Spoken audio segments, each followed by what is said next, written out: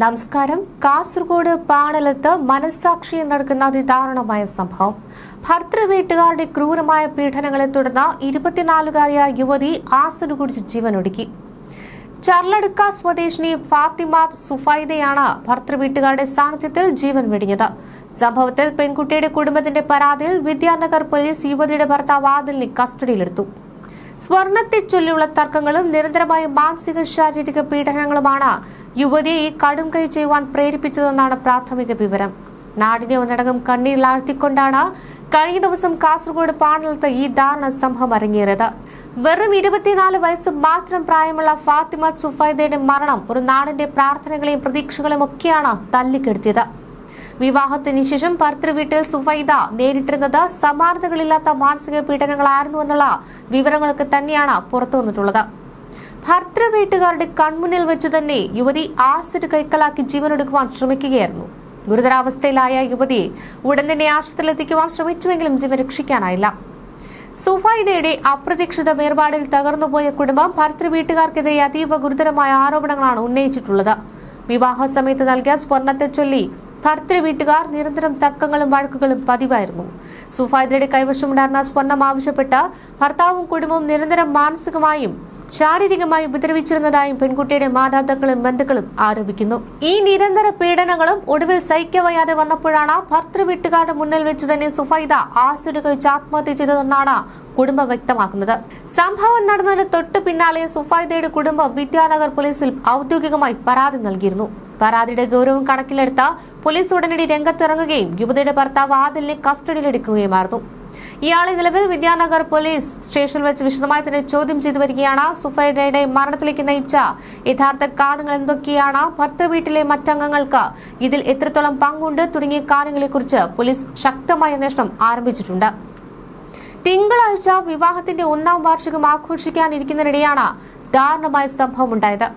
കുടുംബം നൽകിയ സ്വർണ്ണാഭരണങ്ങളും മഹാറായി നൽകിയ മാലയും അടക്കം ഭർത്താവ് ആവശ്യപ്പെട്ടിരുന്നുവെന്നും ഇതിനായി സുഫൈദയെ നിരന്തരം മർദ്ദിക്കുകയും മാനസികമായി പീഡിപ്പിക്കുകയും ചെയ്തിരുന്നതായി ബന്ധുക്കൾ പറയുന്നു. കഴിഞ്ഞ ദിവസവും സുഫൈദയുടെ ഭർത്താവിന്റെ വീട്ടിൽ സ്വർണവുമായി ബന്ധപ്പെട്ട് വലിയ തർക്കം നടന്നിരുന്നു.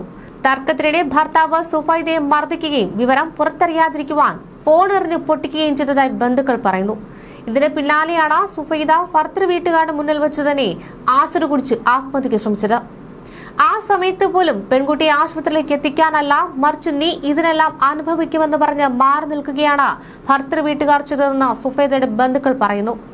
മർദ്ദനത്തെക്കുറിച്ച് പുറത്താരും അറിയണ്ട എന്ന തരത്തിൽ ഫോൺ എറിഞ്ഞ് പൊട്ടിച്ചു.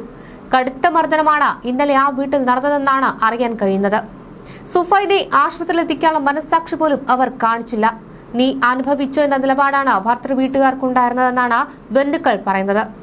ഭാര്യയും ഭർത്താവും തമ്മിലുള്ള സാധാരണ സൗന്ദര്യ പിണക്കമെന്ന തരത്തിൽ തന്നെയാണ് കണ്ടിരുന്നത്. എന്നാൽ ഇത്തരം ദയനീയമായ അവസ്ഥയിലൂടെയാണ് സുഫൈദ കടന്നുപോയതെന്ന് അറിഞ്ഞിരുന്നില്ലെന്നും ബന്ധുക്കൾ പറയുന്നു. വിദ്യാനഗർ പോലീസ് അസ്വാഭാവിക മരണത്തിന് കേസെടുത്ത് അന്വേഷണം ആരംഭിച്ചിട്ടുണ്ട്. കാസർഗോഡ് മിംസ് ആശുപത്രിയിൽ ഇൻക്വസ്റ്റ് നടപടികൾ തുടരുകയാണ്. RTO അടക്കമുള്ള ഉന്നത ഉദ്യോഗസ്ഥർ സ്ഥലത്തെത്തിയിട്ടുണ്ട്. ഒരു നിമിഷം കൊണ്ട് ഒരു കുടുംബത്തിന്റെ മുഴുവൻ സന്തോഷവും കണ്ണീരായി മാറ്റിയ സംഭവം നാടിനെയാകെ വലിയ ദുഃഖത്തിൽ ആഴ്ത്തിരിക്കുകയാണ്.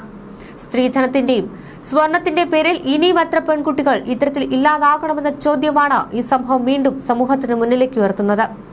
വിദ്യാനഗർ പോലീസ് കേസിൽ ഇൻക്വസ്റ്റ് നടപടികൾ വിശദമായ അന്വേഷണമൊക്കെ പുരോഗമിക്കുകയാണ്. നിയമ സംവിധാനങ്ങളും ബോധവൽക്കരണവും ശക്തമായി തുടരുമ്പോഴും ഒരു 24-കാരിക്ക് സ്വന്തം ജീവൻ ഭർത്തൃ വീട്ടുകാരുടെ മുന്നിലിട്ട് ഹോമിക്കേണ്ടി വന്നുവെന്നത് സമൂഹത്തിന് നേരെ വിരൽ ചൂണ്ടുന്ന ഒന്നാണ്. കേവലം ഒരു തർക്കത്തിനപ്പുറം വലിയ രീതിയിലുള്ള മാനസിക സമ്മർദ്ദങ്ങളിലൂടെയാണ് കഴിഞ്ഞ കുറച്ചു നാളുകളായി ഫാത്തിമ സുഫൈദ കടന്നുപോയിരുന്നത് എന്നാണ് മാതാപിതാക്കളുടെ വാക്കുകളിൽ നിന്നും വ്യക്തമാകുന്നത്.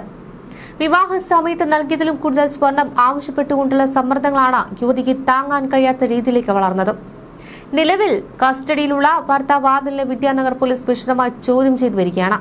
സംഭവ സമയത്ത് ഭർത്തൃ വീട്ടിൽ ആരെല്ലാം ഉണ്ടായിരുന്നു, യുവതി ആസിഡ് കൈക്കലാക്കി കുടിക്കാൻ ശ്രമിച്ചപ്പോൾ എന്തുകൊണ്ട് തടഞ്ഞില്ല തുടങ്ങിയ കാര്യങ്ങളിൽ പോലീസ് കൃത്യമായ വ്യക്തത തേടുന്നുണ്ട്. ആത്മഹത്യാ പ്രേരണ കുറ്റം, ഗാർഹിക പീഡന നിരോധന നിയമങ്ങൾ എന്നിവയനുസരിച്ചുള്ള വകുപ്പുകൾ ചുമത്തിയാണ് പോലീസ് കേസ് മുന്നോട്ട് കൊണ്ടുപോവുക. ആദിലിന്റെ മൊഴികളിൽ എന്തെങ്കിലും തരത്തിലുള്ള വൈരുദ്ധ്യങ്ങൾ ഉണ്ടോ എന്ന് കണ്ടെത്താൻ ശാസ്ത്രീയമായ തെളിവെടുപ്പുകൾ അടക്കമുള്ള നടപടികളിലേക്ക് വിദ്യാനഗർ പോലീസ് വരും മണിക്കൂറുകളിൽ കടക്കും. സ്ത്രീധനത്തിന്റെ പേരിലും സ്വർണത്തിന്റെ പേരിലും പെൺകുട്ടികളെ പീഡിപ്പിക്കുന്ന പ്രവണതകൾക്കെതിരെ ശക്തമായ ജനകീയ പ്രതിരോധം വേണമെന്ന ആവശ്യമാണ് ഈ സംഭവത്തോടെ കാസർഗോഡ് വീണ്ടും ഉയർത്തുന്നത്. കേസിൽ ഒളിച്ചുകളിക്കാൻ ആരെയും അനുവദിക്കില്ലെന്നും സുഫൈദയ്ക്ക് നീതി ഉറപ്പാക്കുന്നതുവരെ നിയമ പോരാട്ടവുമായി മുന്നോട്ടു പോകുമെന്നും ബന്ധുക്കൾ മാധ്യമങ്ങളോട് പ്രതികരിച്ചു.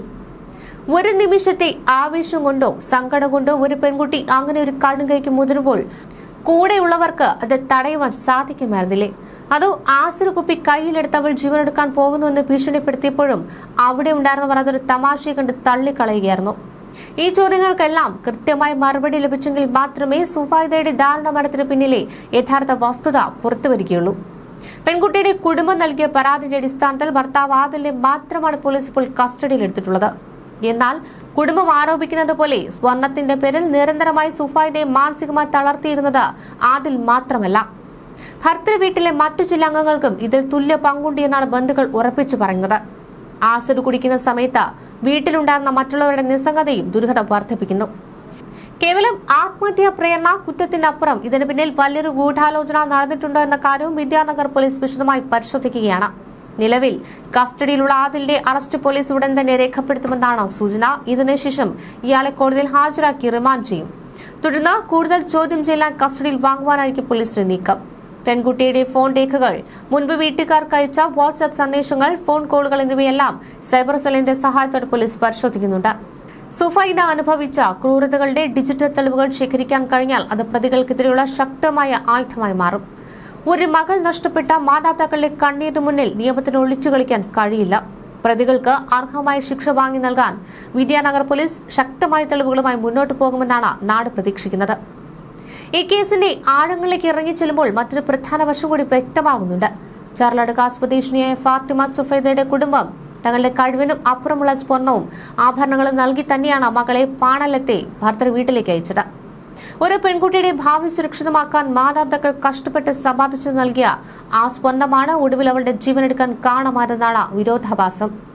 വിവാഹം കഴിഞ്ഞ് അധികം വൈകാതെ തന്നെ കൂടുതൽ സ്വർണം ആവശ്യപ്പെട്ടും നൽകിയ സ്വർണത്തിന്റെ മൂല്യം പോരെന്ന് പറഞ്ഞു തുടങ്ങിയ കളിയാക്കലുകളാണ് പിന്നീട് ക്രൂരമായ പീഡനങ്ങളായി മാറിയത്. സ്വന്തം വീട്ടുകാരെ സാമ്പത്തികമായി ഇനിയും ബുദ്ധിമുട്ടിക്കാൻ സുഫൈദ തയ്യാറാകാതിരുന്നതാണ് ഭർത്തൃ വീട്ടുകാരെ കൂടുതൽ ചൊടിപ്പിച്ചതെന്നാണ് ബന്ധുക്കൾ നൽകുന്ന സൂചന. 24-കാരിയെ ഈ മരണത്തിലേക്ക് തള്ളിവിട്ട പ്രതികൾക്കെതിരെ വിട്ടുവീഴ്ചയില്ലാത്ത നടപടി വേണമെന്നാണ് നാട്ടുകാരുടെ ആവശ്യം. ഇതിനായി പ്രദേശവാസികളുടെയും ജനപ്രതിനിധികളുടെയും നേതൃത്വത്തിൽ ഒരു ആക്ഷൻ കൗൺസിൽ രൂപീകരിക്കാനുള്ള ചർച്ചകൾ പുരോഗമിക്കുകയാണ്. പോലീസ് അന്വേഷണം ഏതെങ്കിലും രീതിയിൽ വഴിതിരിച്ചു വിടുവാൻ ശ്രമിച്ചാൽ ശക്തമായ ജനകീയ പ്രക്ഷോഭവുമായി തെരുവിലിറങ്ങുമെന്നാണ് നാട്ടുകാർ നൽകുന്ന മുന്നറിയിപ്പ്. ഇത് കേവലം ഒരു കുടുംബത്തിന്റെ പ്രശ്നമല്ല, മറിച്ച് സമൂഹത്തിൽ ഇനിയും ആവർത്തിക്കപ്പെടുവാൻ പാടില്ലാത്ത ഒരു ദുരന്തമാണെന്ന് അവർ ഉറപ്പിച്ചു പറയുന്നു.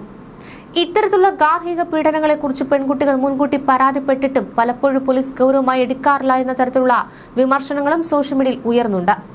ഈ കേസിൽ വിദ്യാനഗർ പോലീസ് കാണിച്ച ദ്രുതഗതിയിലുള്ള നടപടി ഒരു വിഭാഗം സ്വാഗതം ചെയ്യുമ്പോൾ തന്നെ കൃത്യമായ തെളിവുകളോടെ ചാർജ് ഷീറ്റ് സമർപ്പിക്കുവാൻ പോലീസിന് കഴിയുമോ എന്നാണ് പൊതുസമൂഹം ഉറ്റുനോക്കുന്നത്. കേരളത്തിൽ സ്ത്രീധന പീഡന നിയമങ്ങൾ എത്രത്തോളം ശക്തമാണെന്ന് അധികാരികൾ അവകാശപ്പെടുമ്പോഴും നിയമത്തിന്റെ കണ്ണുവെട്ടിച്ച് ഇത്തരം ക്രൂരതകൾ തുടരുകയാണ്. സുഫൈദയുടെ മരണത്തോടെ ഒരു കുടുംബത്തിന്റെ പ്രാർത്ഥനകളും പ്രതീക്ഷകളുമാണ് ഇല്ലാതായത്. പ്രതിയായ ആദിലിന്റെ ചോദ്യം ചെയ്യൽ പൂർത്തിയാകുന്നതോടെ കേസിൽ ഇനി നിർണായക വിവരങ്ങൾ പുറത്തുവരുമെന്നാണ് പോലീസ് നൽകുന്ന സൂചന.